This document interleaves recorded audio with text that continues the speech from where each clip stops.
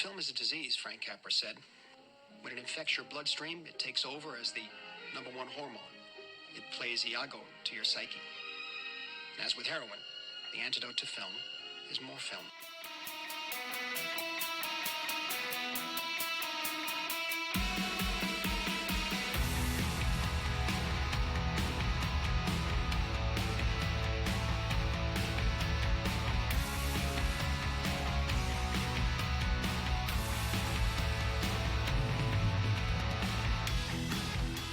Welcome to My Celluloid Heart Podcast. This podcast is normally two films brought together by one topic or theme with trivia to go with it.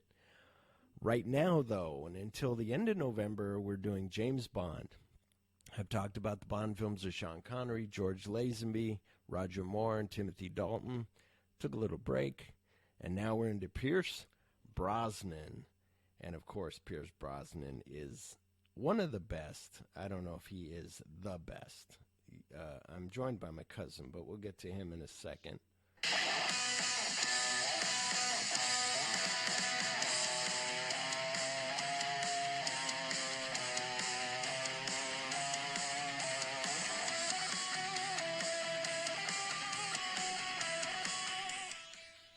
Welcome to Season 3, Episode 64 of 007 GoldenEye 1995. And I have no corrections from last show, and I'm joined by my cousin Chip Areno. That's his name, Chip Areno. No, yeah, my middle name's Areno. Yeah. And he's here to, promote his thing, and I'm promoting my thing, and whatever. He's been on before, but we're also now on his YouTube page. So if you want to see our beautiful faces, you can click on there and check it out. Faces for radio. That's right. Tell me about it. Tell my wife about it. And so Chip, tell me whatever you want to tell before I get into. I got some voicemails to play. I got some GoldenEye things to do. Yeah. Well, I don't know if you noticed, but while we were setting everything up, in the corner where my name is supposed to be, I changed it to iChipness. Sweet. So, and I just started the YouTube channel. It's basically just going to be about me writing and about me, honestly, showing who I am as a writer, creator, sometime artist, whenever I feel the mood. But I really wanted to bring it together with not just that content, but also this content, me and you together, because I honestly don't get to see enough of you. Yeah. And well, you got to zoom in. You zoom in. That's true. You see more of me. That is true. But zoom out to see more of me. Zoom in to see less of me. Yeah. Well, I want you to stand on the table. And I would. I'd pull a Pee Wee Herman, Pee Wee's Big Adventure. Yeah. But yeah. Peterson. So I just started it. Like my first video, my intro video was I posted it last night. And this is the second video. This podcast will be the second video on the channel. Hopefully we'll be able to get you the link so that you can say something about where my channel is, because it doesn't actually, since haven't gone far enough into the channel to where it's become a thing. Yeah. You don't get an actual name as your site. Kind of it's all a bunch of numbers and letters. Well, and it's right, and it's like you probably had a lot of subscriptions the other day, and that was me signing up. Excuse me, trying to get my YouTube figured out. So on my YouTube, as I told everybody, I used to do my Celluloid Heart podcast. I still do it. It's kind of a funny podcast. Was my podcast. So I have a YouTube channel under It's Kind of a Funny Story or It's Kind of a Funny Podcast. And all the good things that I follow and subscribe to are under that. Mm-hmm. But there's nothing really under My Celluloid Heart for YouTube. So I'm like, well, fuck. So I had to re-switch it. So I signed up, subscribed to you under It's Kind of a Funny Story. Then I subscribed to you under My Celluloid Heart, and then under Phillip Duke, and it was a whole thing. So you were probably like, holy shit, I got 3 things while I was sleeping. That's awesome. But yeah, so there's that going on. The other thing was so Chip's writing a book. I'm sorry, did we breeze over that? I don't mean to breeze over it. We're doing this new thing. We're recording, so it's video, and I'm also trying to get my audio where normally I just drop shit in, and now I gotta figure it out a different way. So yeah, so it's all kinds of Gen X trying to figure out this technology. That's right. Oh my God! Tell me, sometimes I feel like an old man when I'm going, how does this thing work? But anyway, it doesn't help that our vision starts going, and we're sitting there going, I can't even see this. What the hell? Well, but speaking of GoldenEye, I watched a 2-hour and 11-minute thing of Pierce Brosnan watching GoldenEye, talking about it while it's playing. He had the sound down, and he's watching it, and he would get lost in it every once in a while. Or he'd get lost on cable TV, I think, playing on the other TV. And he'd be like, but then he'd lean way into the camera and be like, I hope this thing's recording. He said, he goes, Esquire, I really hope this is still working. I hope you guys can all hear me. I hope this is on. He goes, the kids helped me hook it up. And you're like, oh my gosh. So that's how I feel. It's like, oh my God, hang on. Like I can figure out some shit, but some things I can't. But anyway, it's under iChipness, ICHIPNESS. And then it'll ask you, do you mean IHOPness? No, I don't want pancakes. I'm talking about my cousin Chip. So maybe Hopness is for beer. And he did iChipness, not because he's an Apple fiend, but because iWriterly that he watches. So it's a good thing. It was an homage. It's almost like people in the phone book back in the day were like, what should I name my company? We'll name it AAA, name it A something, and it'll pop up first thing in the phone book when people open it up to go to plumbing, and they go, A good plumber. Oh, it's AG, unless you go I don't know, a good plumber. I don't know. A bad plumber. A bad plumber, but then nobody's going to call you. I was going to say a bad plumber, but nobody call you at that. But anyway, we're not here to talk about plumbing. We're here to talk about James Bond. But so if there's, like I said, no corrections, I still can't believe that I didn't know Benjamin Bratt. But if there's anything that I miss or any recommendations of movies that you want me to see after I'm done with this James Bond thing, or you want to complain about some James Bond shit, let me know at mycelluloidheart@gmail.com, or you can send us a voicemail or a text at 602-688-2403. That's 602-688-2403. And in fact, we have a voicemail for this. This is JoJo, the tire guy down on 42nd Street, and I got your car. This is the number that was left on the ticket. I don't know what a pod cart is, but this is the number that's on the ticket. And let me look. It's for Duke. Sometimes Phil Duke. It's your little gray DB5. You wanted us to throw some new tires on it, and oh man, them tires is kind of hard to find, but by God, I found them, and they'll be right around $800. But we've got a little bit of a problem. My brother Daryl, he was pulling that car in the shop and pulling it up on the lift, and goddamn, I don't know what the hell he did, but I think he might have hit a button or something, and a rocket shot right out of the front of that car and blew up our balancing machine. So I got you the 4 new tires, and I wasn't able to balance them, so it might ride a little rough right off the bat. So I'm not going to charge you for the balancing. But there is a little problem with the cost of my new balancing machine. So if you could give me a call back or come on down to the shop, because we're too afraid to touch the son of a bitch, because we don't know what else is going to happen. So, once again, this is JoJo, the tire guy down on 42nd Street. If you could come on down to the shop or give me a call, I'd much appreciate it. Once again, this is for Duke. Sometimes Phil Duke.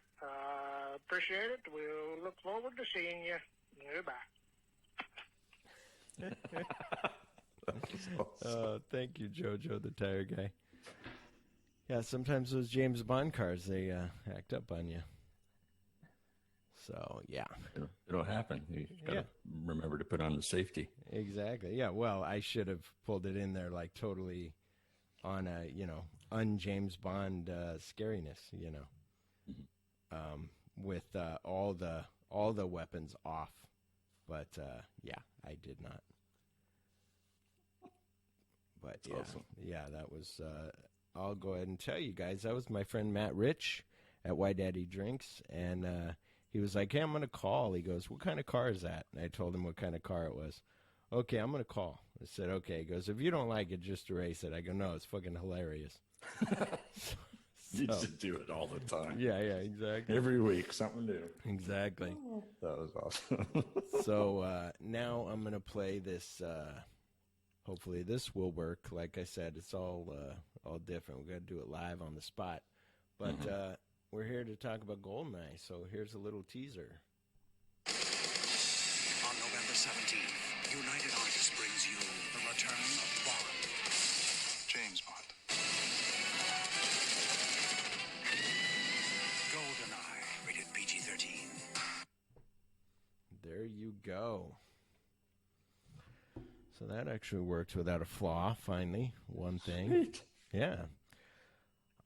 So let me tell you, Chip, and everybody else who may need to know, hey, what's GoldenEye about? When did that come out? That came out in 95, as my cousin might tell you. He hasn't told me enough, but he did tell me it was, and I go, 90s? Yeah. It came out in 95. Years after a friend and fellow 00 agent is killed on a joint mission, a secret space-based weapons program known as GoldenEye is stolen. James Bond sets out to stop a Russian crime syndicate from using the weapon. Dun, dun, dun, dun. So, hang on, I just minimized my screen so I could see my cousin. Okay. So, did you like the story, Chip? I did. Okay. The end. I did. Thank you. Thanks, everybody, for listening, and we'll see you next week. Yeah. Actually, I like the story. I remember I was telling my wife that I remember first seeing the trailer and being a fan of Roger Moore. I pretend like the ones in between Roger Moore and GoldenEye don't exist. The Timothy Dalton ones? Yes. Really? That's God, interesting. Yes. Go ahead. But when I saw that, all that was packed into that one movie, so much stuff. Yeah. I realized by the end of this movie, I went, planes, trains, Yeah. automobiles, and tanks. Yeah. So Yeah. it's like, I think they had everything. I mean, Yeah. You might as well, you throw everything at it. yeah, Well, I was kind of like blown away by that. I was like, wow. It's like, well, and there's the things of the people with. Oh yeah, I did have a correction from last week. I just remembered. My correction was I said that I did like 14 of these by myself, and then I did 4 of them with people.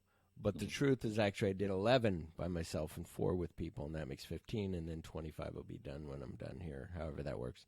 Anyway, numbers.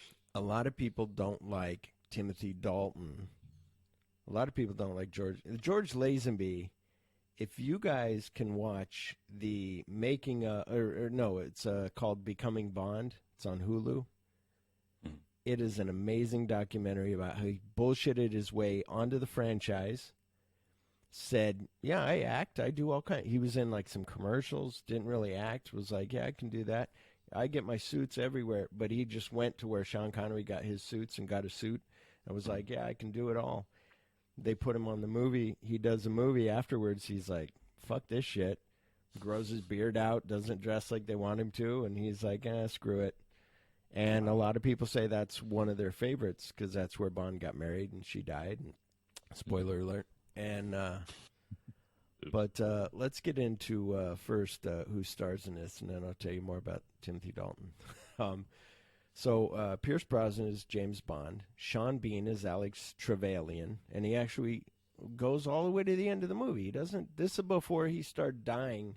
You see him in a movie, and you go, yeah. You see Lord of the Rings, and you go, oh, I hope he. Oh, he didn't make it. Spoiler alert again for a whale movie. Isabel Scorupco as Natalia Simonova. Famke Jensen as Xenia Onatop. Joe Don Baker as Jack Wade. Judi Dench as M. Alan Cumming as Boris Grishenko. Alan Cumming's so great. Dennis Llewellyn as Q. And Samantha Bond, her name is Bond, as Moneypenny. So that was Pierce Brosnan's Moneypenny, because the Moneypenny, she left after Roger Moore and her left at the exact same time. Well, that's what's weird is that one that played Moneypenny in this movie, by the end of that little interaction that they had in the beginning, I was like, she needs her own damn movie. She should have went up. They should have had her own, the story of Moneypenny. Yeah, somebody wrote a book though, actually, where they sent Moneypenny on missions. It was on one of my things that I was talking about. Hey, nice. Butters.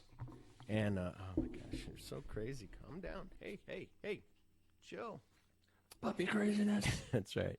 It was written by the characters by Ian Fleming, the story by Michael France, screenplay by Jeffrey Kane and Bruce Fierstein. Fierstein? And Fierstein, like Kirsten Dunst. Maybe, I don't know. And a fact, we were talking about the story of this. Due to several plot parallels between this movie and 94's True Lies, the script had to undergo some last-minute changes. So you know how like True Lies was kind of like that thing. It was almost the same exact thing. And then directed by Martin Campbell, who did Marco Zorro, and I don't know what he did before this, but Pierce Brosnan was saying that he was really like, give me 150%, give me 110. He said he wouldn't be like, okay, action. He would be like, action, like really screaming it. It was like, holy shit. Well, he probably needed it coming from Remington Steele. Where they're just like doing a little action, like the, whatever. And he's like, "No, I need you to be running and jumping and shooting." Yeah. Well, and that's the other thing where somebody asked Pierce Brosnan if he is Bond, if he takes anything from Bond, and he's like, "I think we all wish we could be Bond, or we walk and we're cool and we're in tuxedo, whatever." He goes, but no. He said, what would be funny? He said, I'd love to see an outtake reel of every time that I walked across to shoot at the gun barrel, to do the gun barrel sequence. He said, because I'm clumsy, I'm tripping, I'm like, something that's so easy. All you got to do is walk from here to here. Something else that he told that's a funny story about just acting is that, this one I didn't tell you, you're thinking I was going to repeat myself, is that when they were doing World Is Not Enough and he has to ski down the slope, he was like, look, I don't want to do a Roger Moore like process shot. I want it to look good. How can we make it look pretty good? And they go, no problem. We got a thing. They put a skidoo on the front, skidoo on the back, put him in the center, had like 3 cameras facing him, had him get on his knees with little baby poles, and then he would just move like this and they would come down the hill. And they did and when they got down to the bottom of the hill, he goes, there's real men with their skis and their beautiful girlfriends and wives, and they're getting ready to get on the ski lift, and they see me come in on my knees pretending to be skiing, and they're just like, he goes, we did that all day, and I'm just like, oh. Wow. So it was funny. Another one that was funny that's just that movie magic thing is, on Die Another Day, somebody asked, like, I think they were making a joke. They're like, oh, did you learn to surf? Did you know how to, like, because you can tell it's not him surfing. Yeah. He was like, no. He goes, they hired the best surfer and said, put goggles on, this camouflage thing, and come on in. And he said, they did really good where it's hard to ski with goggles on. Ski, yeah. Ski? No. Surf. And with the goggles on. And I know, I was like, ski board? That don't sound right. And so he goes, we did all that. And he said, then when they're done, he goes, then I remember I'm in a full wetsuit, squeaking down Pinewood Studios down the little hallway, squeak, squeak, squeak, with all my gear on, and people are squirting me with water. And then I just go and like kneel down by some bushes, take off the goggles, and that's the transition from the real surfer dude to him just pulling the goggles off. He's like, it's hysterical. So, but anyway, we're not here to talk about Die Another Day, the most horrible, worst movie in the Bond franchise. Anyway, I'll get to that when I get to Die Another Day. So legal issues prevented the MGM from getting a new Bond movie out after Living Daylight, or after License to Kill did like so horribly. So it was like the longest wait between films, 6 years in the franchise. I'm thinking with COVID, with the way this is working now, like this was supposed to be out in 2020, and it might be longer for them to get something up and running, but who knows? And then in 1990, before the title and plot were locked down, producer Michael G. Wilson contributed a treatment.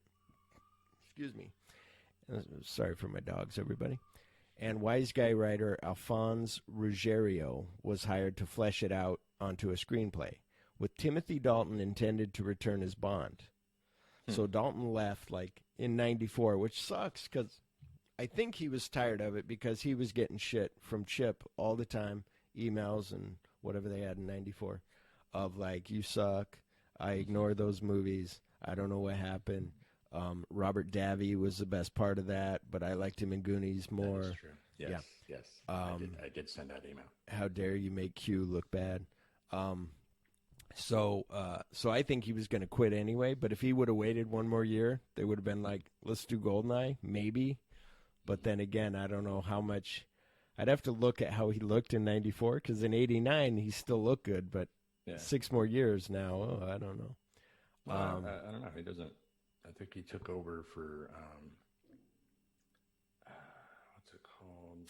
It was one of the DC shows on this, not the CW. Well, it was on the WB DC universe or whatever. Yeah. Which now I guess it switched over. Doom Patrol. He took over. Like it had the initial pilot, but then he took over as the head of all of them, because they're all people that kind of have to hide away. Like nobody's allowed to see them because they're really messed up kind of heroes, I guess you would call. Yeah. But he still looks good. I was like, wow. Yeah. Like, does that man even age? Yeah, I saw him in Hot Fuzz and he looked good. But even so, what was it that you didn't like about him being Bond? Just the seriousness of it? It was too dark? I don't really know. I don't know if it was just a mix of him and kind of how bad some of the stuff was in the film, you know what I mean, themselves, kind of a thing, like the mix between, I don't know, it's almost like a, it's just a compilation of it, because I'd have to go back and rewatch them, because I could totally be like now watching them and go, they're good. It was just then I was just like, because I think maybe I was just, you're not Roger Moore, fuck off. Yeah. I mean, but also when you get to Pierce Brosnan being the character, you're used to Remington Steele. You were used to him being that guy. Right. Because you'd seen him in that. So it fit. It was just like he fluidly went into it. Yeah. Timothy Dalton was the "you're not my Bond" era for me. Yeah. I guess. Yeah. No, I get that. I mean, but do me a favor. Watch A View to a Kill first. Roger Moore's last film. Way too old to be Bond. He knew it, but he's like, you want me to do it again? I'll do it again. Yeah. Then watch either Living Daylights or License to Kill, and then be like, oh, okay, But they're good, but I get what you're saying, and also kind of like what Pierce Brosnan said about the new Daniel Craig movies was, Daniel Craig's killing it as Bond, like, keep doing it, like, I have nothing to say to you other than don't regret what you did with the Bond franchise and just move forward and go on to other roles. He's like, but the only thing is, he said, now the movies don't have any humor in them as much as they did before. He said, I took a little bit of Sean Connery, a little bit of Roger Moore, put them together, made it my own thing, and then was like, that's what we're doing, you know. And well, that was the part of this that kind of, I was actually shaking my head watching this movie, was how many one-liners there were. yeah. Like, oh my God. Like, it was just crazy. The interaction between him and 006 was cool. Yeah. Because they were the banter was going back and forth. But when it was everything that happened, he would look at the girl and say some one-liner that has to do with the surroundings of what just happened. And I was just like, well, and he was even saying there was some line. He was like, oh, here's a one-liner coming, and it was something that it's one of those where you say it wrong and it's not going to come out. Or like he was like, I hate those. I think he even said like, I hate those one-liners. Mm-hmm. But he's like, some people can do it, some people can't. And I'm thinking, all I was thinking of when he said that was Arnold. Arnold could throw out a one-liner, and it'll bother him no matter what. You know, he was dead tired. Don't bother my friend. He's dead tired. You know, you said let you go, I let you go. You know, whatever. I'll be back. You know, all that stuff. But anyway, back to my fact real quick. So they were gonna, that version of the story that they were gonna have Timothy Dalton in was The Property of a Lady, which is one of the short stories by Ian Fleming. And it would have taken the Bond film series to Hong Kong. So that would have been cool. They went to Hong Kong in Skyfall or Spectre, one of those. I think it was Spectre. I don't know. I haven't seen those as much as I've seen all these old ones. Yeah. And then, like what you were saying about Remington Steele, I remember, and you and I talked about it, and me and whoever my friends were at that time, was other actors were considered to play the part of Bond, or rumored to be, included Liam Neeson, Mel Gibson, and Sam Neill. So this was like right after Jurassic Park. Mm-hmm. So Sam Neill still I don't see as like a hero. No. But back in the day when he was even younger, when I've seen him in some older stuff where he's, you know, he could be. Liam Neeson, I don't think so. Mel Gibson for sure. I remember thinking like, yeah, Mel Gibson maybe. But you were talking to me about, maybe I'm bringing this up at the wrong time, but it's my show. You were talking about, recasting. Mm-hmm. And, and then real quick, sorry. And then at one point, because this goes with the casting, at one point the press reported that Bond's gender was going to be swapped, which they've commented on after Daniel Craig was like, I'm done. They said the gender might be swapped, and Sharon Stone was considered to play the role. So that would have been way weird. Wow. But you were talking about recasting who I would cast in this film. And I looked up like who were some stars in 94, 95. And one that came up that I thought about because The Gentleman was a good movie was Hugh Grant. That would have been totally against type, like a Michael Keaton doing Batman where everybody's like Mr. Mom and Beetlejuice. It would have been like the guy from 9 Months is going to be James Bond. Like, I don't think so. What happened to your headphones? Oh, Chip's having a brain aneurysm. You okay? No, I was hearing myself. Oh. So anyway, so it would have been taking the guy from 9 Months and putting him in a James Bond movie. So that would have been weird. And then, not to put them together, but just because while I was thinking of that, then I thought, oh, a good Bond girl would be Elizabeth Hurley. Mm-hmm. Like, she'd be cool. And especially back around that time, like she was, you know, gorgeous. She still is gorgeous, but yeah. And then I don't know who, Xenia Onatopp, like, that's one where, like, I don't know. My hands are in the air because I have no idea. She does so good. And Pierce Brosnan was like, she just gave it her all and was just like, and she went with it. And he goes, and it was crazy. So. Yeah, she did that. She's probably the best overall as far as, I mean. Yeah. I'm listening. I'm sorry. Well, and if I were to do a recast now, not really back then, but now, if they were to basically say, okay, we're redoing GoldenEye right now. Yeah. I would probably get, I'm blanking on his name right now, but Loki. Jack Black to be James Bond. Loki, yeah. Tim Hiddleston. Tom Hiddleston. Yeah. I would get him now to be. Yeah. That's what, and that was one of the rumors that they were talking about. But then also I heard that this show on Netflix called The Bodyguard, I think it's a movie or it's a short series, but it's called The Bodyguard. And they said that guy, I remember it came out, I thought it was official. This guy's going to be Bond. And I looked at him and I'm like, okay, cool. And he's younger than Craig was when he came on. So he seems like he's 28, something like that. So that would be cool. But anyway, let's get into the movie, and then I'll drop some facts in there. So I'd been waiting, like I said, 6 years for this movie to come out. And I think you and I talked, and we said we probably went together to go see it.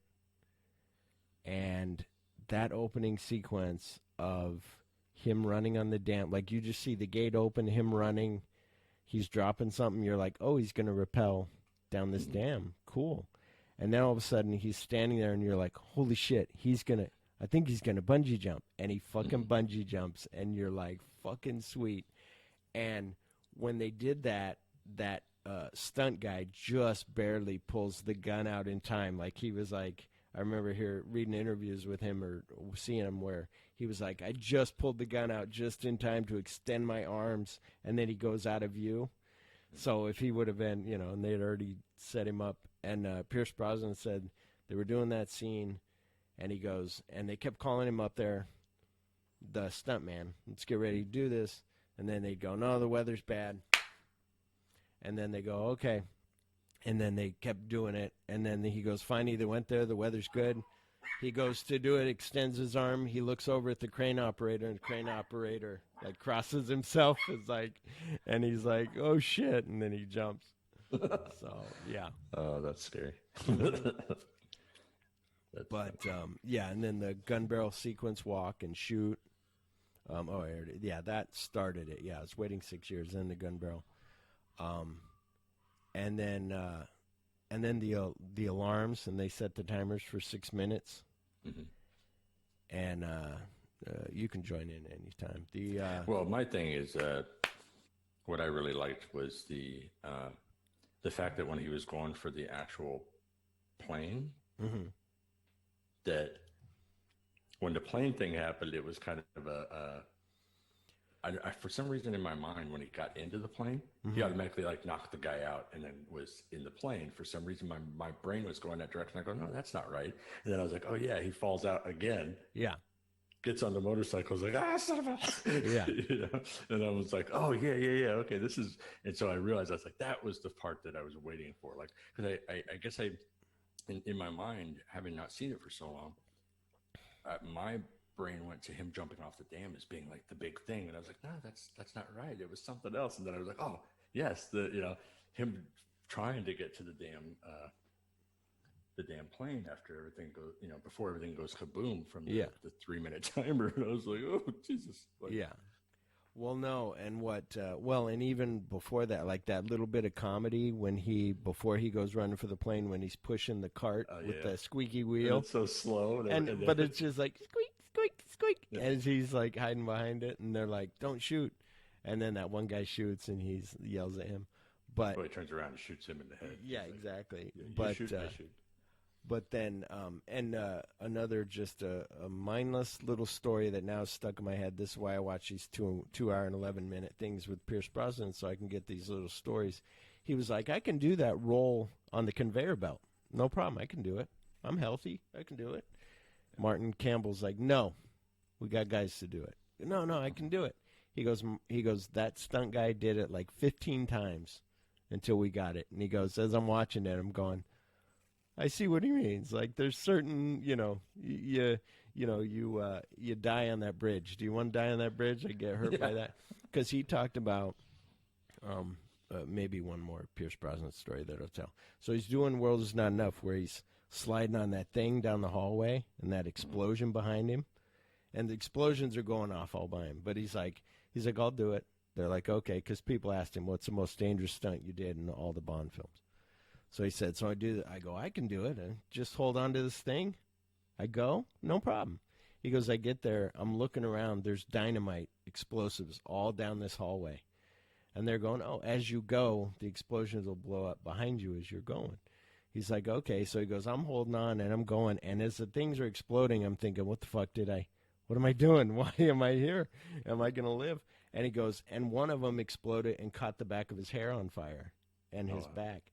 And he said, so they put it out and everything was fine. He goes, that day, he goes, then we got done about lunch. He's like, I'm done. He said he goes to his car, and there's Sean Connery going to his car, parked right next to him. And he's like, Sean, what are you doing? You know, they knew each other already. And Sean's like, let me ask you, are they paying you well? And he goes, well, you know, Sean. And Sean's like, just make sure they're paying you well. And he goes, that's all he said. He goes, he was there for a haircut. He goes to the studio to get a haircut. Like, it's like that's probably how he saves money, you know. But yeah, it was just funny. But he's like, I've heard all the stories about him. So yeah. Hey. Sorry, my dog's eating my headphones. How rude. Yeah. Bring those over here. You're not that talented. So yeah, that run for the plane. So he like gets out of there, and the thing that me and Jason were talking about Indiana Jones, we're on that. You know, we did all 3 Indiana Jones movies. Might do the 4th one. We don't know. We're undecided because. I think you've already decided in being undecided. But we said Indiana Jones is a guy who just makes up shit as he goes, and that's why we love him.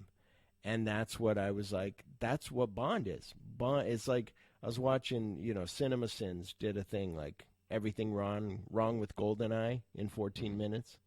And they're like, why is this gate opening? You know, they said, okay, now he's running for the plane. Granted, the thing's going to explode. He's got nowhere else to go. He's got to make a run for the plane, right? Okay, we understand that.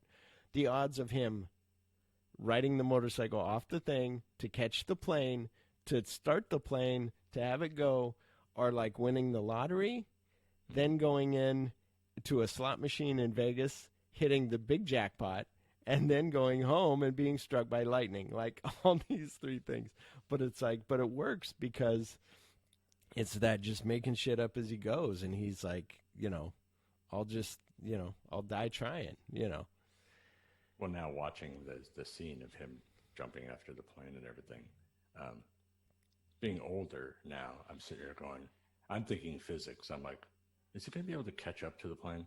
Or are they just going to fall at the same rate? Yeah. yeah, like that. Like 32, puts his 32 arms like this. Yeah, 32 feet per second, like, you know, a feather and a brick, like they'll both fall the same, and he's just going to be like, I can't catch it. Yeah. Yes, exactly.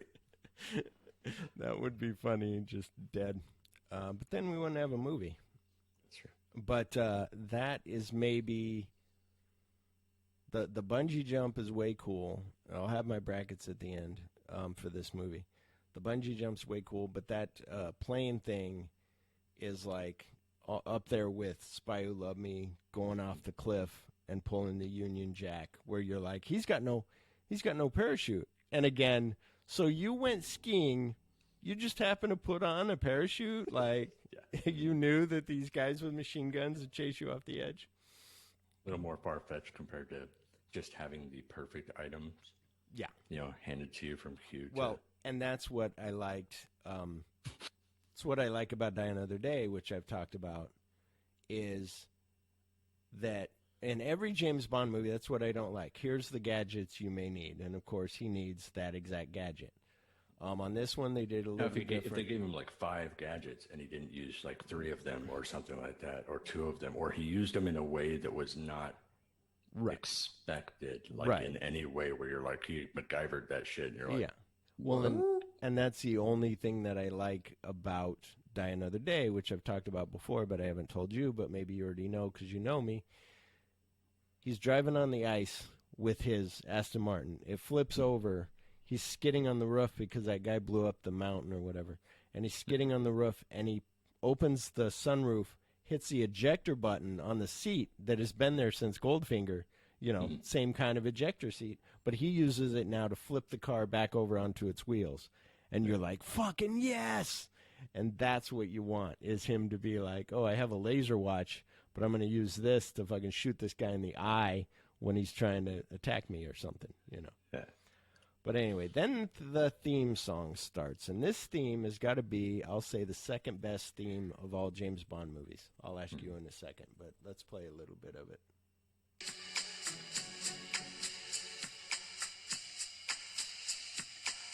See reflections on the water, more than darkness in the depths.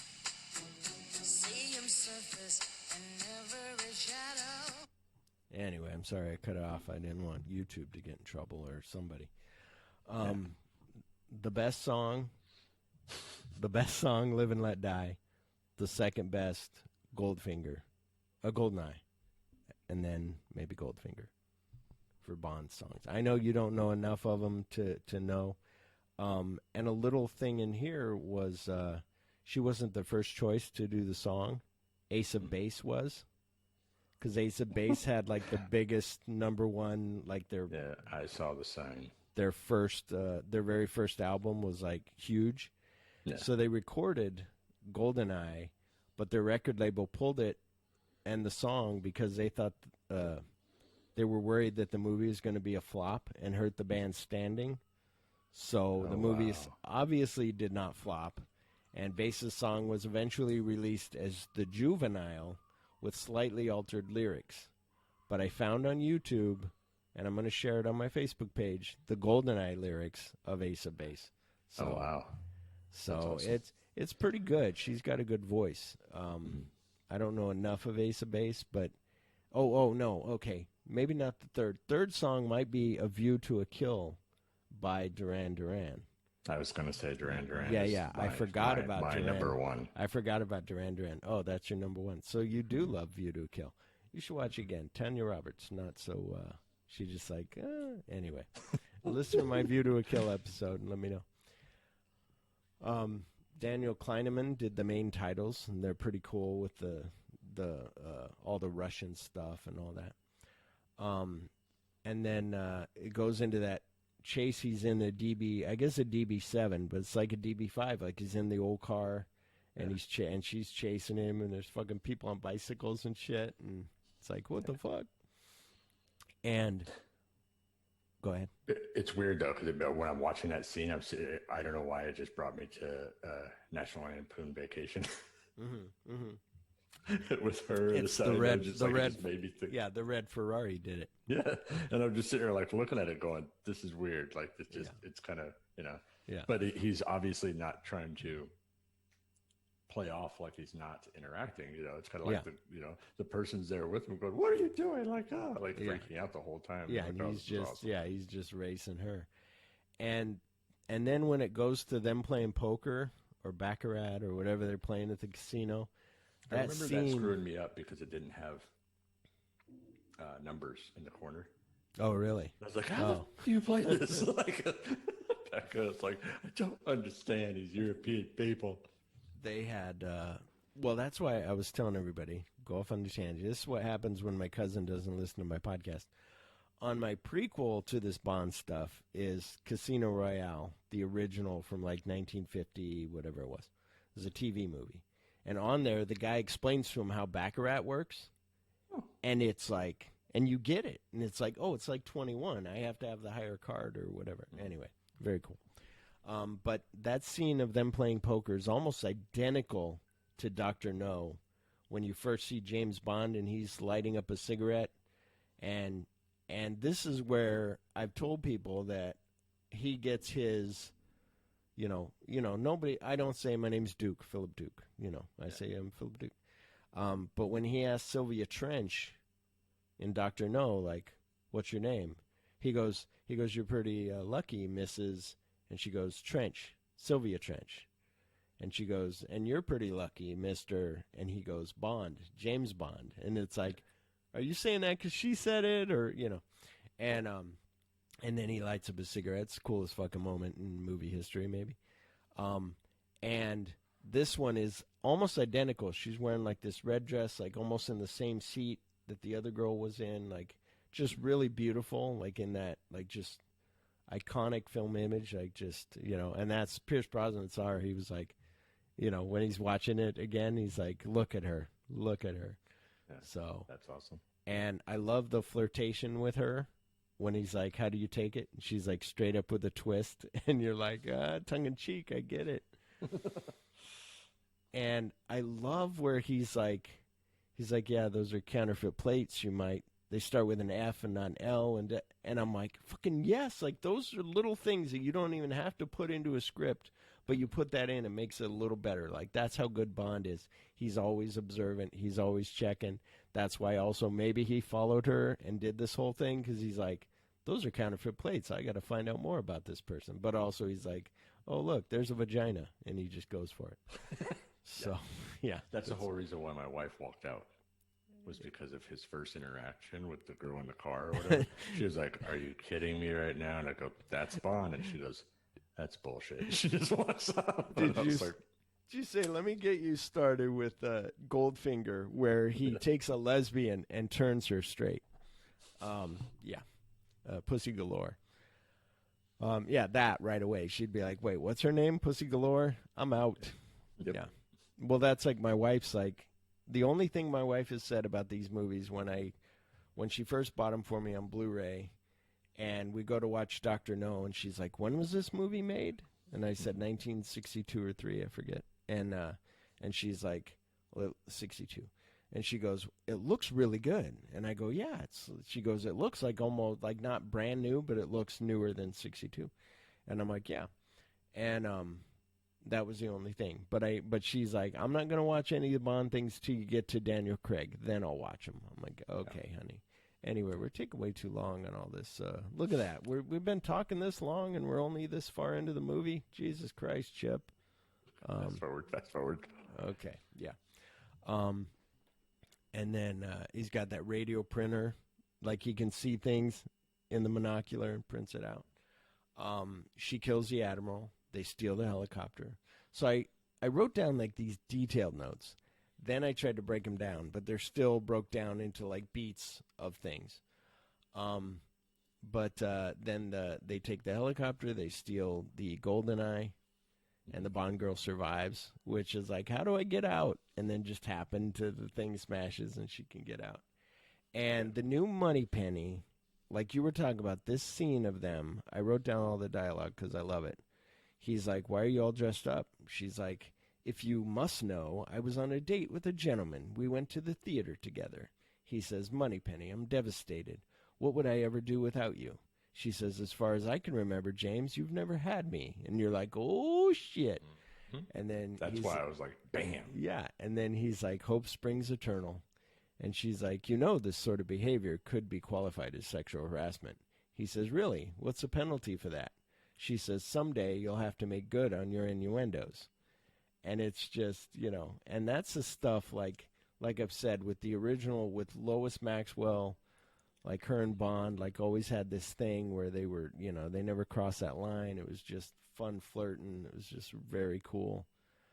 And then they find the Bond girl. They find Natalia Fyodorova. And in case you're keeping track, this was the first on-screen appearance of MI6 Chief of Staff Bill Tanner since For Your Eyes Only in 1981.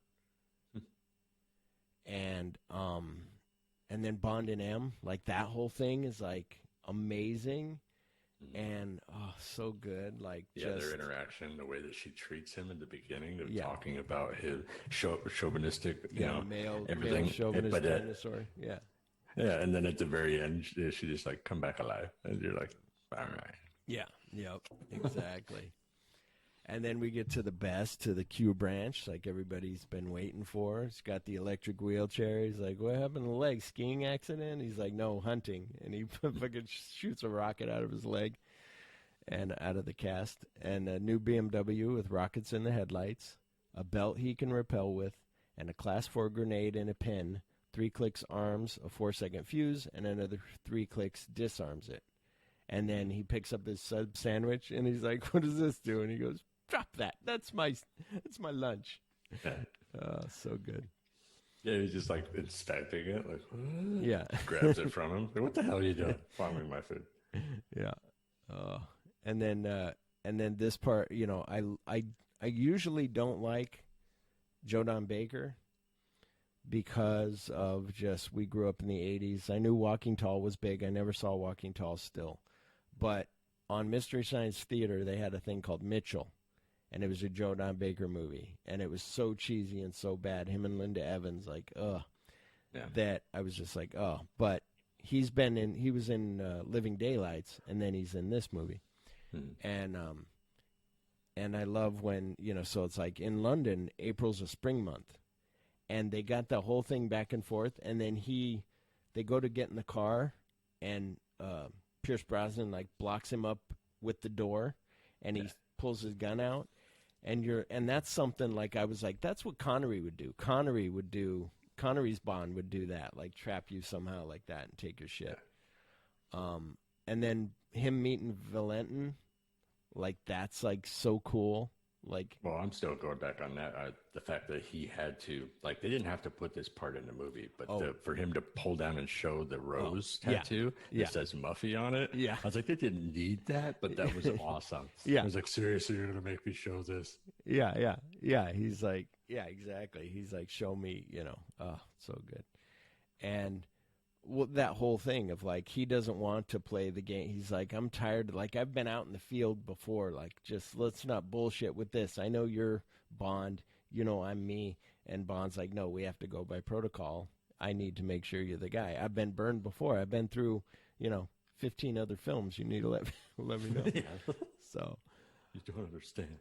But the Valentin thing, which I did choose their dialogue for my best lines for this movie, are where, well, it's not the Valentin dialogue, although that was cool when he's like, my leg acts up when it rains. He goes, tell him. And the guy goes, well, it depends on the rain. And he goes, shut up.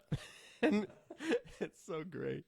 But it was the one when Jack Wade is talking to him, and he's like, who's our connection here? And he goes, an ex-KGB agent named, I forget his last name. And he's like, he goes, and he walks with a limp on his right leg. And he's like, Dimitrov? And he's like, yeah. And he goes, how do you know him? And he goes, I gave him the limp. And you're like, fucking yes, awesome, so cool. And then when they meet, you're like, oh shit, he's pissed about that leg thing. And then he shoots into the chair, and Bond like jumps, like, oh. My problem is that scene was really well done, but I couldn't stop focusing on the fact that Minnie Driver was behind them singing, and that was Minnie Driver, like probably her first big little role, whatever, being the main singer. On that, and then him turning around telling her to shut up because he said that she who strangled the cat. He's like, that's my mistress or whatever. And then she does the like that and walks off. I was like, that was Minnie Driver. And I don't know if, because Pierce Brosnan was talking about how his kids were friends with her, so I don't know if they brought her in to like be in the movie or what. But but I think she might have been in other things, but maybe you're right. Maybe that was like her first thing, but yeah, it was cutting out. Well, what completely froze. Okay, I'll wait. Oh, there you are. Okay. Oh, your internet connection is unstable. Dun dun dun. Dun dun dun. But when but that was their first scene that they shot in this movie, was that scene. That's why it's so good. And but yeah, it's just so good, that back and forth. And there was a part where Pierce Brosnan he's got to hold the gun to the back of Dimitrov's head. And did I freeze up again? Is that what you're shaking? Froze up completely again. Motherfucker. See, now you froze up. What the fuck? You basically are going like this. See, now I can't see you doing it. I don't know why I was... Yeah, I'm here. Oh, there you are. Okay. Yeah. I could just unfroze. Yeah, you too, because you were froze. Well, I'm very sorry. My wife's she's out of the house, so I don't know why my internet all of a sudden sucks. She's not watching the internet. But anyway, technical difficulties, everybody. It happens. Yep. So there's a part where he puts a gun to Dimitrov's head, and to the back of his head, and he said he had just had his hand in like a cast, like because he hurt himself, and so he said his pinky kept popping out from the gun, And Martin Campbell will be, what the fuck are you doing? And he goes, I'm sorry, hang on. And he tried it again. He goes, all you got to do is, he goes, get him a rubber gun. Pierce Brosnan's like, fuck that. No rubber gun. Give me a real gun. Fuck that. He's like, I can do it. He's like, okay. So he takes the real gun, and then he finally tells the prop people, like, give me a Band-Aid. And he tapes his finger down to the gun so when you see that, that's his finger, like, taped to the gun. Oh, wow. So, yeah. It's pretty funny. I'm sorry about my dogs. That's me. That's like I'm like a genie or something. And then the Turkish bath and he's calling for the help. That's right. Onatop attacks, and he puts her on the fucking hot coals at the fucking Turkish bath. I was like, oh my god, that. Yeah, and then hits that other guy with the pan or with whatever that thing was. Yeah. And then the cemetery, now you see 006 has survived, and then Bond shot with a dart. But before that was, but during this was Alex Trevelyan was gonna be like Bond's, like somebody that Bond looked up to, like an older person, and they were looking at Anthony Hopkins. Oh, wow. And here's what made me think about it. They talked about how, well, Anthony Hopkins was in Mask of Zorro, later with Campbell. Antonio Banderas and Campbell. Yeah. With Martin Campbell. But what I was thinking of was they must have taken that idea and put it into Mission Impossible 2. Because remember, he was like the older mentor that Tom Cruise came to at the house, and so I was like, oh, interesting. It's funny how much like little bits are probably just stolen from different. Yeah, where they're like, wait a minute, this guy was going to do this. Or they're totally stolen, like, hey, somebody's doing Wyatt Earp. Let's do Tombstone and come out first. Okay. Mm-hmm. Hey, somebody's doing Armageddon. Let's do Deep Impact and come out first. Okay. And then this part I really don't like. They wake up in the helicopter. He wakes up, he's in the helicopter. She's screaming. I like that it just starts out like she's screaming right away, which I've told you I love on Mission Impossible 3, where it starts out with him. Sorry about my dog, everybody. Triple F to edit all that out. But on Mission Impossible 3, it starts out with him he's tied to a chair. And his wife's tied to a chair. And this would be a cool opening for a Bond film, is just him tied in a thing and the helicopter's going to explode. And just her screaming, and he wakes up and he's like, what's going on? But the thing that bothers me is, like, you put an eject button by where your head is. Like, is that really part of the helicopter? I didn't look up an Apache helicopter eject system, but I don't think that there's a button right there. So it was like, so that's where I'm always like, ugh. And like somebody said on that Everything Wrong with GoldenEye, it was like, wouldn't you dismantle the ejector part so they couldn't get out because you want to kill them? But also, wouldn't you kill Bond right away and not just shoot him with a dart and put him somewhere to have him die later when you know that he has incredible luck and he's going to get away? And so. Well, I guess that would all be on the part of the bad guy having an arrogance about themselves of what they're capable of. Very true, which they've always said a good bad guy is one that's like, I'm doing nothing wrong, like I'm, and on the other end of that is where you think of, come here, the thing where you think about, what's the thing that I was going to say? Oh, that Bond is already going through a problem with killing 006. He's got a problem with it, kind of. 006 probably has the same problem, too. He doesn't want to hurt Bond or kill Bond, but he knows that he should, and he's still kind of mad because he's got burns on his face because of the 3 years and not, 3 minutes and not 6 minutes. Yeah. But then when the Russians capture him and that guy the general throws him the gun and he says it's a British agent killed him, and you're like, oh shit. And then her and Bond have to escape, and Bond uses that belt. And you're like, okay, that was cool. Like, you use the belt to, swing across the thing, and she falls, and she gets captured. And there's that, quick scene, he looks out the window, and there's a bunch of tanks, and he runs off. And you're just like, okay, maybe that, when you're first seeing it, you don't really think about it. You're just like, oh, okay, that's where he is. And then all of a sudden, she is captured, and Bond steals that tank, and you just, as they come by that big wall, and she turns, and they're coming toward camera, and all of a sudden, out of the wall comes this tank, just fucking with him in the front of it, and it's the look on her face when she looks back and just sees him, and she just smiles, like, yeah. But I'm sitting here going, all this damage. Yeah. I'm like, did they build this whole thing for them to just take takes through? Because that seems like that would be a lot of money. Because obviously they weren't going to go through a real city doing all this damage. Like, they're not, you know what I mean? It's like, unless there's like an area that they're already planning on decimating, which wouldn't be that big of an area where they'd go, you know what? This is all condemned. We're going to destroy this, you know? Yeah. So. No, it was way cool. But that's what I think too, is like, oh my God, did they destroy all this? And you think it's Russia, but they didn't really film in Russia. They filmed somewhere else, and it's like, oh my God. But another little behind the scenes thing, although it's still cool, but Pierce Brosnan's like, oh, I get to drive a tank. What do I have to do when I get in the front? Like, where am I sitting? And he goes, they just put him on like an Apple box, no controls in there. And they're like, we're going to do everything. So he goes, I'm doing all this. I'm doing nothing. I'm just sitting on a box, and I'm doing this, acting like I'm driving. And the part that I love is when after he stops and the cop cars slam into him, and he straightens his tie, and then he fucking jerks it forward again. Oh, so cool. So fucking badass. And then the armored train, and you're like, where'd Bond go? And all of a sudden he comes out of the tunnel, and you're like, fucking yes.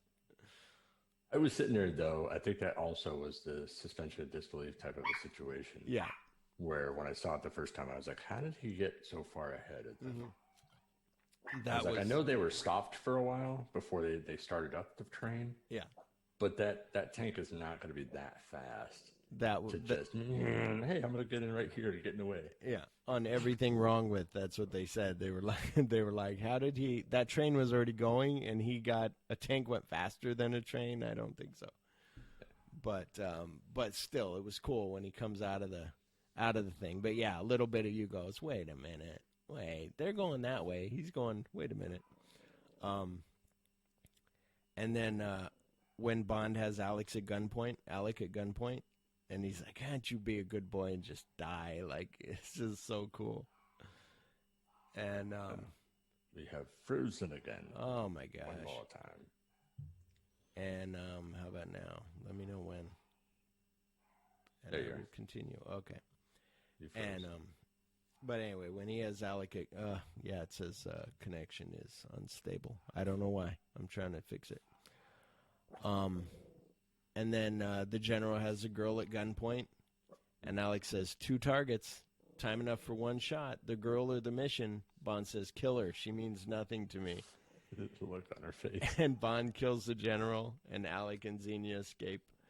And then Bond's like looking for that escape hatch. And then, later on when she's like, why did you say, like, kill me? And he's like, it's, you call their bluff. And she's like, oh, okay. And, but then when Alec calls on the radio, and again, if you're a bad guy, you're not going to tell the guy, like, I'm giving you the same 6 minutes you gave me. You're just going to fly away, and Bond will go, oh, well, we got to get out of here. Kaboom. Yeah. Yep. But then there'd be no Bond movies. That's true. But so he calls him on the radio, says that, and then she says, what does that mean? And he goes, we have 3 minutes. And I love that he's still got the laser watch. I like the part with the where he uses the laser watch to get out of the train. Mm-hmm. When, like, Q didn't give him that this time. That was something Q gave him in, like, Live and Let Die. He had that laser watch. And all of a sudden you're like, oh, shit, he's still got the laser watch. And I think they did that on Skyfall, or one of the newest one, the Spectre. He had, like, a laser watch. Which is weird, because with the way that the Craig movies are going, they're slowly starting to become where Q gives him gadgets. Yeah. And Spectre, I remember he's tied up, and you're thinking, how's he going to get out? And he's got a gadget to cut himself out of a chain or whatever.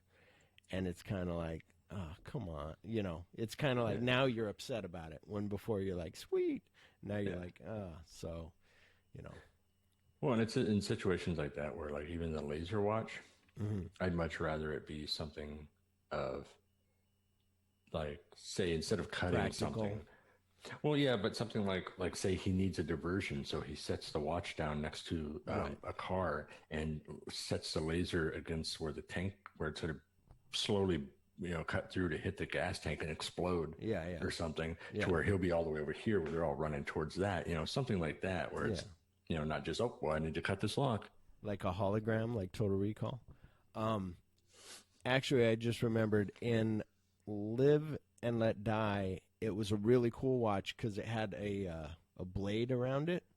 Mm-hmm. So he's tied up, and then he turns it on, and he's able to cut through the rope because the rope's like tied right here, and he just and cuts through the rope. So it's very cool.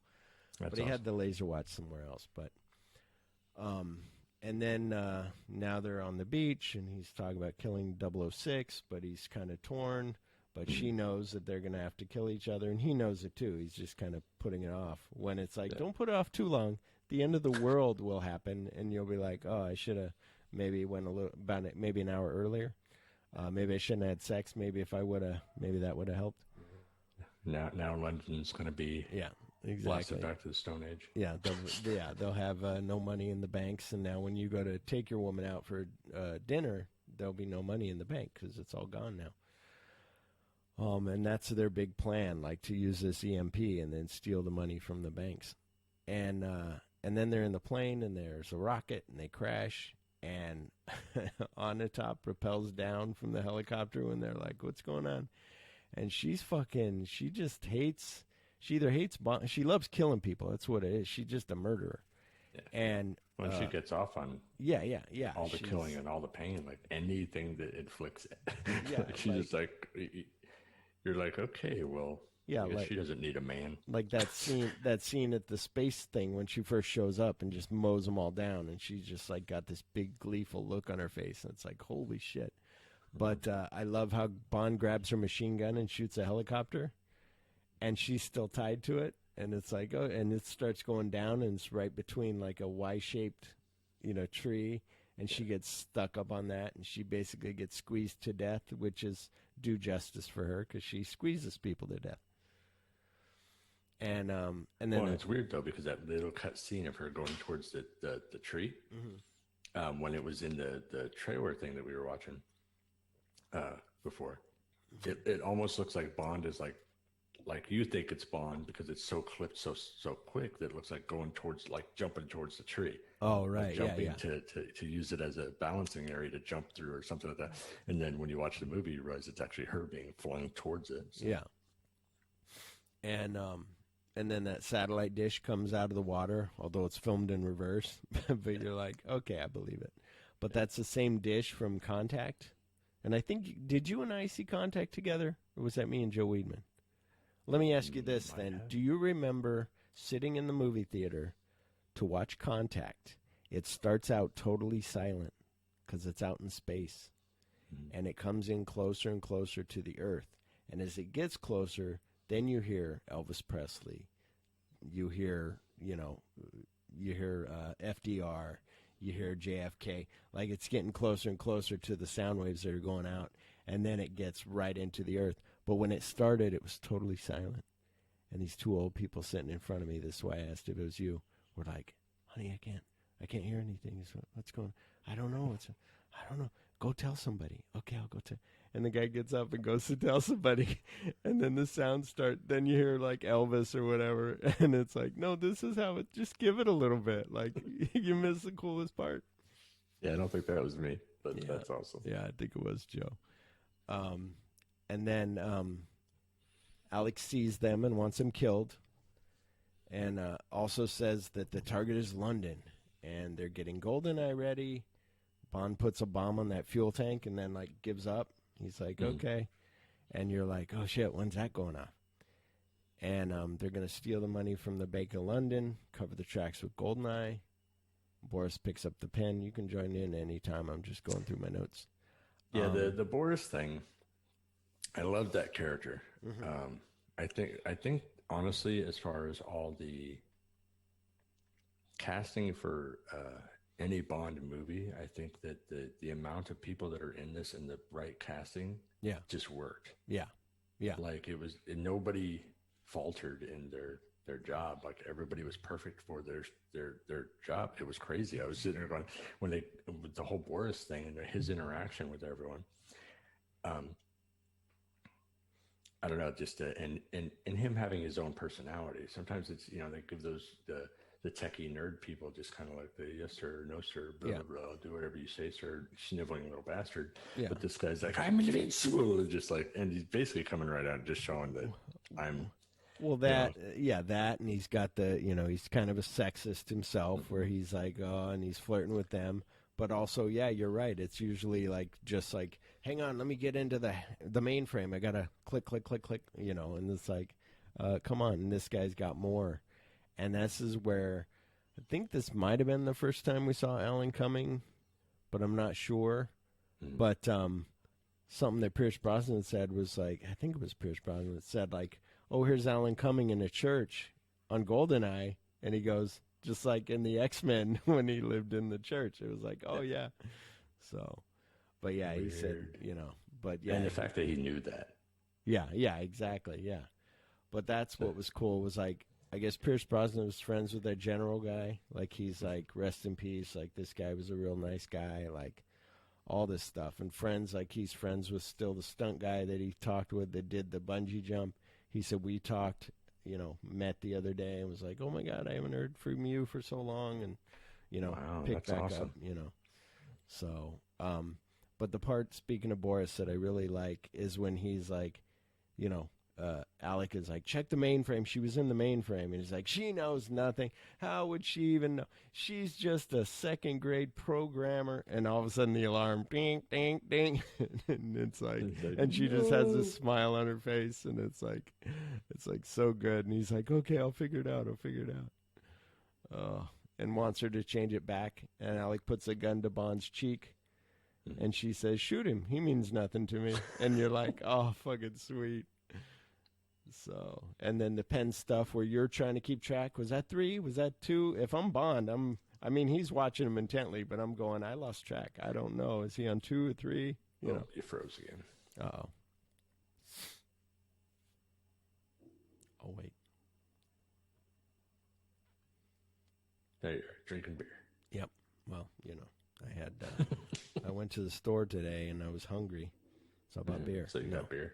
No, I was hungry and I was like, oh, I want Oreos. That was the first thing. And then I was, graham crackers too. Yeah, grab me some graham. Oh, let me get some tamales. And let me get some Cinnamon Toast Crunch. And I'm like, I'm just buying food because I'm hungry right now. Like, I need to just leave. But then I'm like, hang on, let me get something else. Let me get a pie, but I didn't get a pie. But I'll get a pie next time. Yeah, exactly. And then, but yeah, I lose track of the pen thing. Like, and is it 1, 2, 3 consecutively, or could it be 1, 2, 3? What count? Come on, Q, explain, old man. Well, that was my problem, though. It's supposed to be 3 to arm, 3 to disarm, right? Yeah. But Q did, when it did the 3 to arm, and he took it and he goes, stop playing around, and he only did 2. Right. And I remember thinking that it was 3 to arm and 2 to disarm. And then when I wrote down what he said, it was like, oh, it's 3 to arm and 3 to disarm. So, yeah. So technically, Q would have blown up right there. Yeah, exactly. Yeah. Stupid Bond. Stop. Oh, my arm's gone. And then he asked if she knows how to shoot. So then they escape. Things start blowing up. And he's like, do you know how to shoot? And she takes a gun and racks it. And she's like, yes. And that's all that's said. It's not like End of Days when Arnold has to tell the girl, like, you point the gun like this and you shoot. Did you say I froze up? And they're going for the transmitter. And Boris breaks the code. And there's a pretty good fight with Bond and Alec, which is like, it's pretty good. I like it. Well, the fight itself was not something that it's not extraordinary. Like, go, holy crap! Right. It was earlier on when everybody else was trying to stop him, and he was shooting everybody, right? Yeah. And there was a dude that he threw down the steps, Mm-hmm. But before the guy even landed at the end of the steps, he was still falling. Bond shot him. I was like, that is badass. Oh, Because I wow. was just like, what the hell? And he's like, and I Was was like, that okay. He was wanted to that make in the sure was that in the opening or when they were escaping, like right about they were now? escaping. Oh wow, yeah. Yeah, I 'cause didn't wrote it notice down that. here at That's the cool. end Yeah, part, shooting guys, he's going down the stairs, and I put in parentheses, dish. yeah, that's cool. No, I missed that part. And the part that I really like, because I think I'm tricked every time that I watch a movie. Like all of a sudden Bond is fighting Alec, and you forget about where's Natalia. I guess she just went off to get in the BMW and wait. And then the gunship, yeah, the gunship's gonna kill him. And all of a sudden she raises up from the back seat with the gun to the back of the guy's head, and you're like, fucking, oh, so good. Oh, fuck. But I was still I was as much holding as he had to hold, like in the fight with Alec, and he's one-handed, he's stepping on his hand and all Yeah. that stuff. And all of a sudden he's like, all right, I'm just going to jump and grab onto this helicopter Yeah. and have the strength to hold on until you get me all the way down, Yeah. hundreds of feet Yeah. to the ground. Like, really? Well, and that's why I never like when they have to hold the helicopter like by the big giant, landing gear, that round. But if you can put your arm around it and kind of hold and put all your might on like the inside of your elbow, that's a little better. But yeah, it's still though. But sometimes that's a thing where you go, in movies, they'll step on people's hands and they're like, oh, and you're like, really? Like, I've had my hands kind of stepped on, but but then again, you're like, okay, if I'm hanging and all my weight is there and somebody's stepping on my hands, yeah, maybe I would. But anyway, it's a Bond film. We can't pick it apart, Chip. Come on. If so, then we got to pick apart Flash Gordon, which Chip and I bought for $5 on iTunes. We did. So great. I haven't watched it yet, but I'm going to. And then Alec is hanging. Well, before he jumps, so Alec is hanging, and then he's like, "For England, James," and he's like, "No, for me." And he like lets him go, and you're like, "Okay, that was you didn't need to make a point. You could have arrested him, and that's the whole point with Spectre was like, not killing. Who's the main big bad guy that I can't even think of right now? Oh my gosh, who's the bad guy that Donald Pleasance plays? Not Dr. Evil, but the real guy. Anyway, I cannot believe I have him. I have a little Funko Pop of him. What the fuck? Everybody's yelling at me right now. Brandt told me last time that he was yelling Kelly Lynch 4 times at the radio because I couldn't think of Kelly Lynch This is in what we call Virtuosity. podcast interaction, people. That's right. You get to yell at us. That's why you're. Well, Yeah, Phil, you get to yell at Phil. Yeah, well, you can yell at the YouTube or the podcast, but yell at Chip. I'm very frail. Well, that's why you're supposed to help me figure out that it is. Oh, fuck! I was so close to figuring that out. Now I got to go to my phone. He's phoning it in, people. I don't want to go to my phone. That's right. That's what I'm doing. Oh, motherfucker! It's a Gen X thing. We're gonna have to use I'm Google even to pissed at remember myself shit. that I can't think of his name. It's fuck. He killed Bond's wife, dude. Man. No. Yeah, he did. What did you? What's the name? Maybe he did it. Do what? What? Nothing. You're defending him now? How dare you defend this guy? I'm all screwing with you while you're looking it up. Ah, Blofeld, motherfucker. Jesus Blofeld. Christ. Pussy galore blowing. Oh, sorry, Brandt. Sorry, everybody. Yeah, Blofeld. Yeah, Blofeld's actually got a regular name. But anyway, Blofeld. Yeah, Blofeld, where he didn't kill Blofeld. He brought him back. Like, you could have brought 006 back, just like you brought that other guy was an agent. The guy from No Country for Old Men. Mm-hmm. Yes. He was an agent. You brought him back. Did you watch any of the Daniel Craig movies? Yes. Okay. Javier Bardem is his name. I saw you thinking about it. The Eat, Pray, Love. And, yeah, I didn't see that one, but I hear it's good. And then Boris is Frozen. I'm Invincible. Yeah, I put Boris Sickle. Which is pretty cool. That is a cool, like, the way it looked. Like, I'd love to have, like, put that up in my I was room. wanting him to like shatter though. Yeah. I wanted him to be like, T2. and then all of a sudden just Yeah. like that, and be like, oh, but like you know how they do some of it where it's all red on the inside because the blood that's frozen. Yeah. Have Arnold shoot him, and then he would have broke into pieces. And then they're off the helicopter, and they're making out, getting ready to have sex. And then Wade's like, hey, blah, blah, blah. And then he's like, I thought you were going to have backup, you said. And he's like, yo, Marines. And 3 helicopters drop out of just off the top of the screen. Like, if they were there, freaking Pierce Brosnan would have been like, we can't make out. There's 3 helicopters flying around right now. But us as viewers they're are just fighting supposed on to. the dish thing. Yeah. Somebody could have sniped the dude that was trying to crush his hands. Yeah. For him to fall. Yeah, like, yeah. They're right there. They're like, oh, we should help him. Yeah, exactly. Yeah, we're way over here. We're waiting for you over here. Where's my backup when I need it? Over there. I just killed 27 guys. Like, that's when they go, oh, we should create a video game called GoldenEye, where it's just him and everybody else against him. Which, by the way, Pierce Brosnan said, I played the game once. I shot myself in the foot. I did not do good. It's like, okay. I suck. He's like, but everybody tells me that they love the game. Well, you know what it was. It's like everybody, he's fighting 006. All this shit's going down, and they're off in the helicopters, and people are down on the ground, and they're all watching from a distance, going, "This Bond dude's badass." Yeah, That's they're just watching through the. They're just making bets on each other. I bet he shoots a guy when he falls down the stairs. No. He falls, oh my God, he did. You owe me $20. You think he'll get out? I don't know. I bet the girl doesn't know how to use a gun. I bet she doesn't either. Oh fuck, we both use. Hey, Colonel, we owe you money. Yeah. Oh, so cool. And then it ends with James Bond will return, which they finally brought that back because they never knew, how far, whether they were going to do another movie and all that, and they put that on there.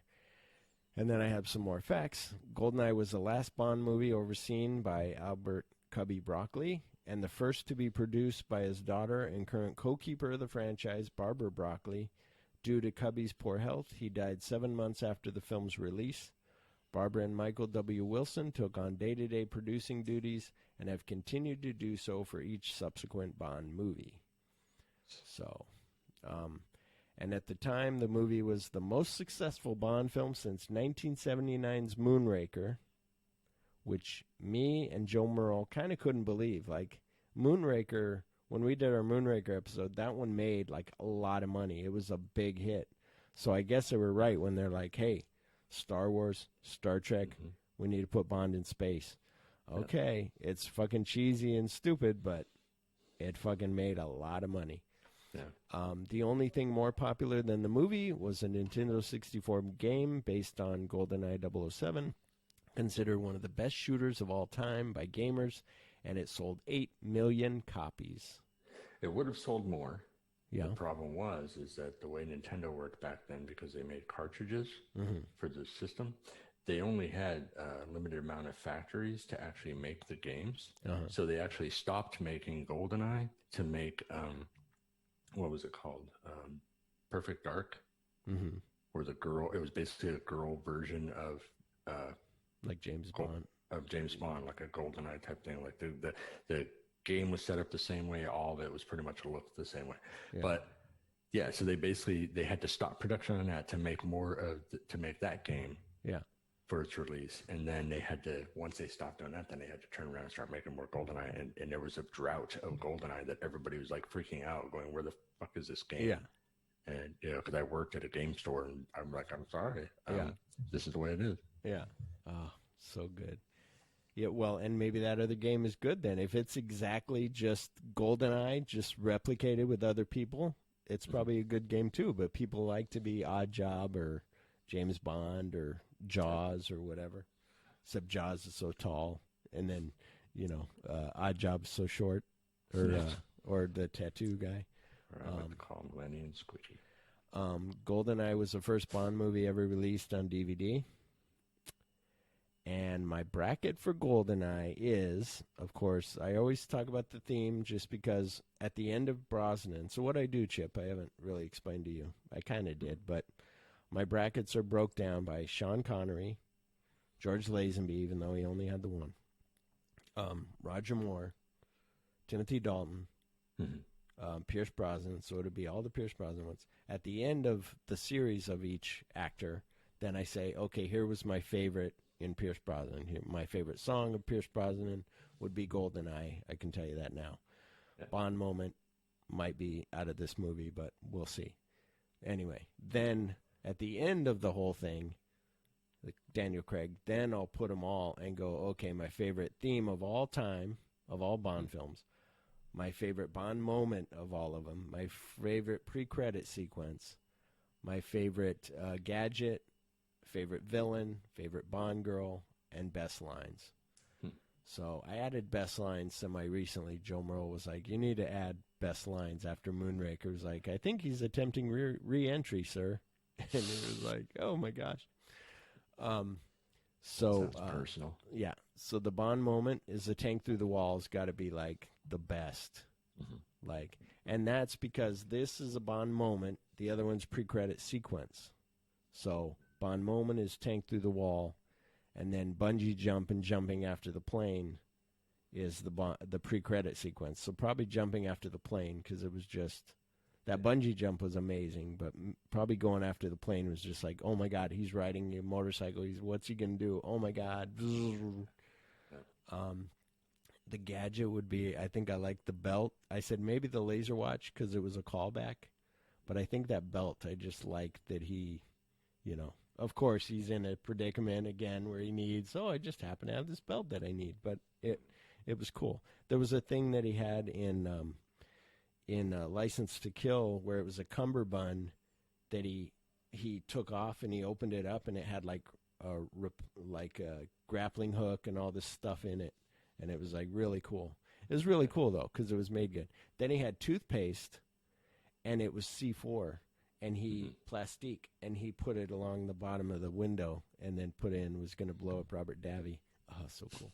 Anyway, the villain is 006 and Xenia Onatopp. So I count them both, just like in View to a Kill. I count Christopher Walken and that girl. It's on the tip of my tongue again. Black girl. Musician, Conan the Destroyer. She used to be married to Dolph Lundgren. David Bowie. Something with a G. What's her name? Was she married to David Bowie? No, you're thinking of Iman. Oh. Anyway, everybody stop screaming at me. I fucking know who you're talking about. Jesus Christ. These are the things that I run into, Chip, especially when I'm doing it by myself. And before I've started to be like, well, I'm going to be a loser and I'm going to check my phone because otherwise I just sit there and I keep trying it. You know what's awesome? Grace Jones. Thank you. Grace Jones. I did that without, you just said Grace. I said GR. You heard me say GR. Anyway, so that counts. But what's awesome about this is they're not just going to be yelling at you when they're listening to the podcast. Right. It's going to be all in the comments below. Right. Yeah. Of the video. Or they're going to point behind me and go, dude, fucking look at the poster. And you'll see, she's not in the poster, but yeah. Anyway. Yeah. And Bond Girl was Isabella Scorupco as Natalia Simonova. The best lines was the one that I told you about.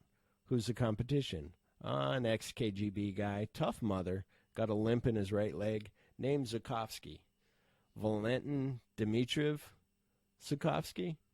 Yeah, you know him? I gave him the limp. So, pretty cool. Anyway, Chip, that's the end of my show. After we took an hour and a fucking 45 minutes, however long it's been with all the pauses. Yeah, it's going to be a lot of editing. Hide and seek for me. Got to find those and cut those bastards out. Yeah, it shouldn't be too bad, but it'll just be like when I re-listen to my show, so now you know what it's like. Well, at least I have visual cues, though. Yeah, I can actually see and go, you can see me there, go. Froze right there, cut. Yeah, exactly. Me, I'll just look for parts where you go, I can't hear you. I don't know, whatever. Anyway, so anyway, do you have anything to say before I end with my little thing of what's coming up and all that good stuff? Not really. Yeah, I'm just happy to be here, and I want to do this more. And I'm glad. I mean, this is a good starting point as far as us talking about GoldenEye being where 6 years, breaking between Bond movies, right? Is that what you said? 6 years? Yeah. Yeah. So with the amount like that, it's kind of cool that GoldenEye is a starting point, and for us, this is a starting point for video with the podcast. Yeah. It's just kind of cool. Yeah. Timing wise, and especially since you took a break from doing Bond until now. Yeah. For this also. Yeah, exactly. Yeah. What was funny with me taking the break is, so I was like, okay, I'm going to take a break because I'm tired of Bond. So then I take a break, and then all of a sudden, because of my Google, because of stuff that I look up, pictures or whatever that I got to put to share on Facebook or on Instagram or whatever, all of a sudden all my feed was like, here's a James Bond thing, here's this. And then I was going, man, I miss James Bond. I kind of miss it. And then I'm like, do I really miss it? Because I was really pushing myself to like get everything done by April 10th. And then when it got postponed, I was like, okay, I'll just finish with Timothy Dalton. Then I'll join back up. And then I'm like, you know what? I can't wait to get into this. And now I'm like, okay, now I'm into it. So, and with this last run of films that I'm doing, as before, when it was like, okay, anybody want to do the podcast? Nobody. So it was me doing, like I said, like 11 shows by myself, which was fine. But it's a little better where now I have you on this one. Tomorrow Never Dies will be BRANDT, helping me out. That'll be on August 26th. He'll be on the show. And then in between that, I'll do a watch list where maybe you'll join me or whatever. We'll figure that out of what I've been watching and then either movie news or whatever. Which, by the way, movie news, you heard Mulan that they're charging $30. Disney Plus is going to charge. I just heard this yesterday. I'm glad that I can tell you the news now. Yeah. So Mulan is coming out on Disney Plus, but it's going to cost an extra $30. So you get the movie, but you don't just get it for like how the movies are coming out now, like Troll. You buy Trolls for $20. You can watch it for 24 hours and it's gone. This will be you buy it, you have it, you can watch it whenever. Oh, okay. But it makes sense because if you have a big family, you're going to spend more than that or about that going to the movies. Yeah. But for people like you and your wife and me and my wife, is like $30. Is it really worth it to watch Mulan? So. Well, and you're going to want to wait. You're going to want the reviews to come out. Yeah. Listen to what people have to say about it. But also that it's kind of like a lot of people are saying this might be the way cinema's going now. Yeah.